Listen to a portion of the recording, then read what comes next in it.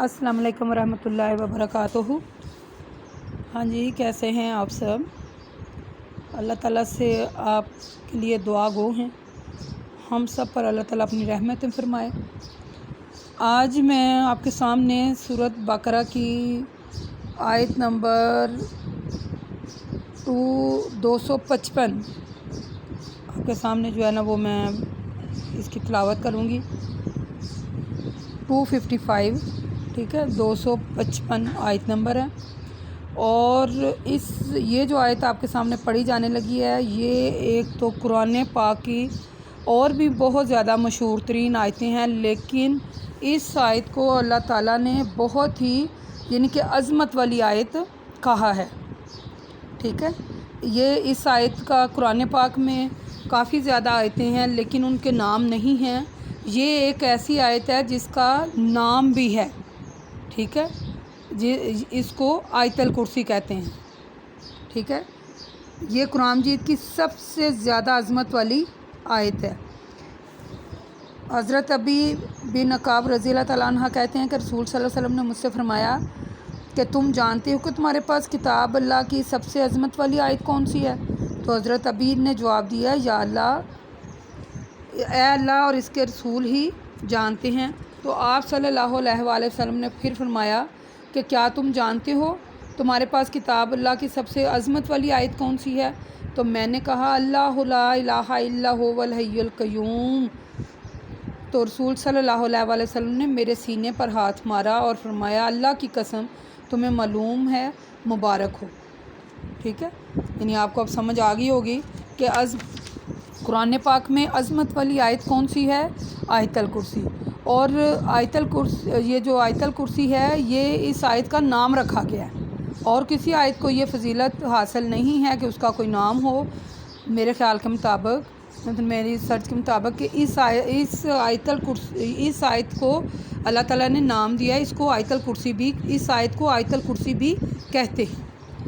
जैसे कि अल्लाहु ला इलाहा इल्ला हुवल हय्युल क़य्यूम ला ताख़िज़ु सिनतम वला नूम लहू मा फ़िस समावाति व मा फ़िल अर्द मन ज़ल्लज़ी यशफ़उ इंदहु इल्ला बिइज़्निही यअलमु मा बैना अयदीहिम व मा ख़ल्फ़हुम व ला युहीतूना बिशैइन मिन इल्मिही इल्ला बिमा शाअ वासिअ कुर्सियुस समावाति वल अर्द वला यऊदुहु हिफ़्ज़ुहुमा व हुवल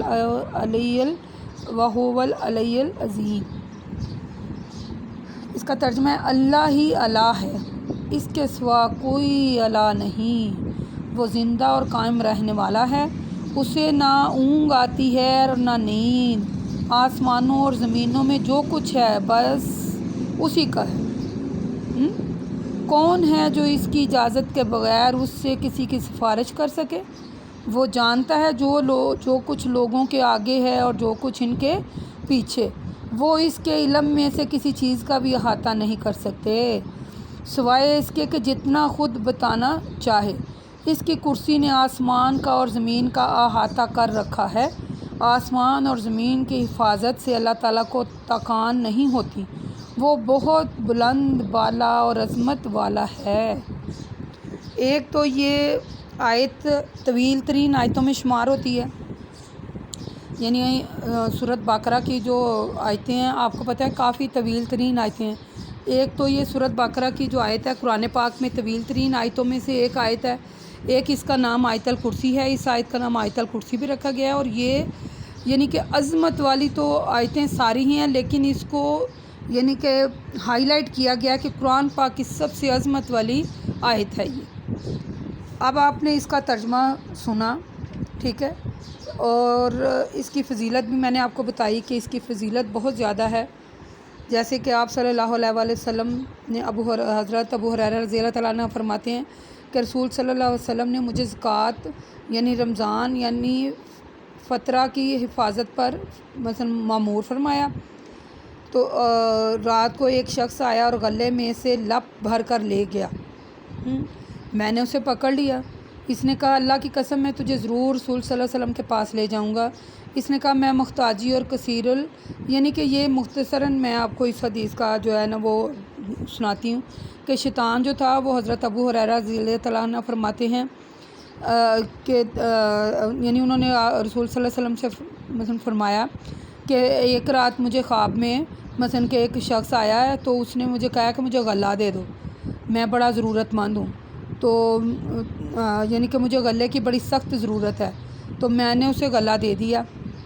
تو صبح جب میں رسول صلی اللہ علیہ وسلم کے پاس آیا تو حضرت ابو ہریرہ نے مثلا انہوں نے کہا کہ آپ صلی اللہ علیہ وسلم نے کہا کہ تمہارے پاس رات کو جو قیدی آیا تھا اس نے کیا کیا؟ اس نے کہا آپ، تو حضرت ابو ہریرہ فرماتے ہیں کہ انہوں نے کہا کہ مجھے یعنی کہ سخت ضرورت ہے غلے کی، تو مجھے دے دو، تو میرے پاس نہیں ہے، تو مجھے اس پر رحم آ گیا تو میں نے اسے دے دیا اور چھوڑ دیا۔ آپ صلی اللہ علیہ وسلم نے فرمایا اس نے تم سے جھوٹ بولا، وہ پھر آئے گا۔ رسول صلی اللہ علیہ وسلم کی اس خبر سے مجھے یقین ہو گیا کہ وہ ضرور آئے گا۔ میں نے اس کی گھات میں بیٹھ گیا، وہ آیا اور لب بھر کر غلہ لے جانے لگا۔ میں نے اسے پکڑ لیا، میں نے کہا میں تجھ کو ضرور رسول صلی اللہ علیہ وسلم کے پاس لے جاؤں گا۔ اس نے کہا مجھے چھوڑ دو، میں محتاج ہوں، میرے پاس رزق نہیں ہے، اب نہیں آؤں گا۔ مجھے اس پر پھر رحم آ گیا، میں نے اسے پھر چھوڑ دیا۔ پھر صبح کو آپ صلی اللہ علیہ وسلم نے فرمایا اے ابو ہریرہ، رات کو تمہارے قیدی نے کیا کہا؟ میں نے کہا اے اللہ کے رسول، اس نے شدید حاجت اور یعنی کہ مال نہ ہونے کی شکایت کی، تو پھر مجھے اس پر رحم آ گیا۔ تو آپ صلی اللہ علیہ وآلہ وسلم نے فرمایا اس نے تم سے پھر جھوٹ کہا، وہ پھر آئے گا۔ تو پھر حضرت ابو ہریرہ رضی اللہ تعالیٰ عنہ کہتے ہیں کہ پھر میں گھات لگا کر بیٹھ گیا، تو وہ پھر آیا تو اس نے پھر ویسے کیا۔ تو حضرت ابو ہریرہ کہتے ہیں کہ میں تجھ کو ضرور آپ صلی اللہ علیہ وسلم کے پاس لے جاؤں گا، یہ تیسری مرتبہ ہے، تو کہتا ہے نہیں آؤں گا، تو پھر آ جاتا ہے۔ اس نے کہا مجھے چھوڑ دے، میں تمہیں ایسے کلمات سکھاؤں گا جس کے ذریعے اللہ تمہیں نفع دے گا۔ میں نے کہا وہ کلمات کیا ہیں؟ تو اس نے کہا جب تم اپنے بستر پر آؤ تو آیت الکرسی یعنی اللہ لا الہ الا هو الحی القیوم سے آخر تک پڑھ لیا کرو۔ اس کے پڑھنے کے بعد یہ فائدہ ہوگا کہ صبح تک تم پر اللہ تعالیٰ کی طرف سے ایک حفاظت کرنے والا رہے گا اور شیطان تمہارے قریب بھی نہیں آئے گا۔ میں نے اسے چھوڑ دیا۔ صبح کو آپ صلی اللہ علیہ وسلم نے مجھ سے فرمایا کہ ابو ہریرہ رات والا قیدی نے کیا کہا؟ تو حضرت ابو ہریرہ نے کہا کہ یا رسول اللہ، اس نے کہا کہ میں تمہیں ایسے کلمات سکھاؤں گا جن کے ذریعے تمہیں نفع دے گا، تو میں نے اسے چھوڑ دیا۔ آپ صلی اللہ علیہ وسلم نے فرمایا وہ کلمات کیا ہیں؟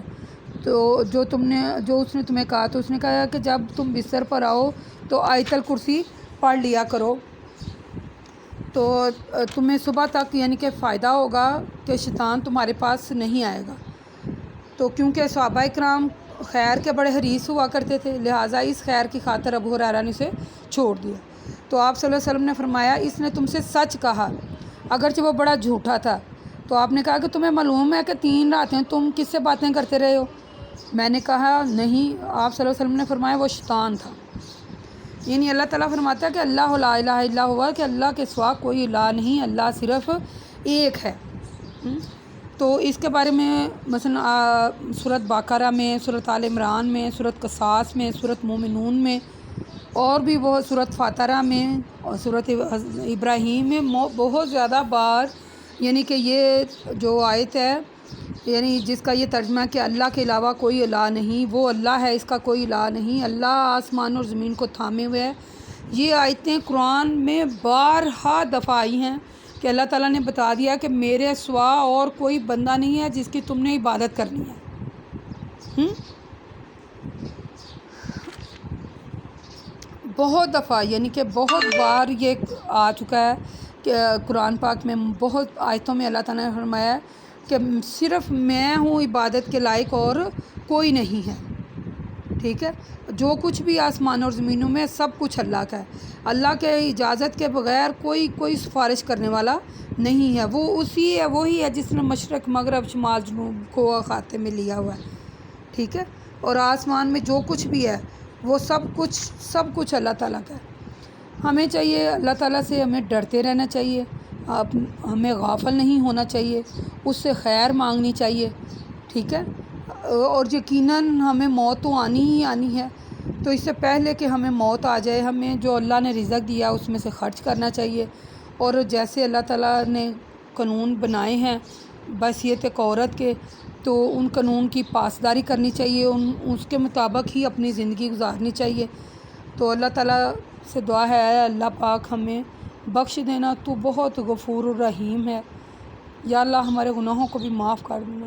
یا اللہ تیرے گناہ گار بندے ہم پر اپنی نظر رحمت کرم فرما۔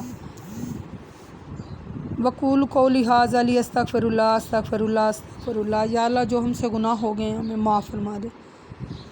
السلام علیکم ورحمۃ اللہ وبرکاتہ۔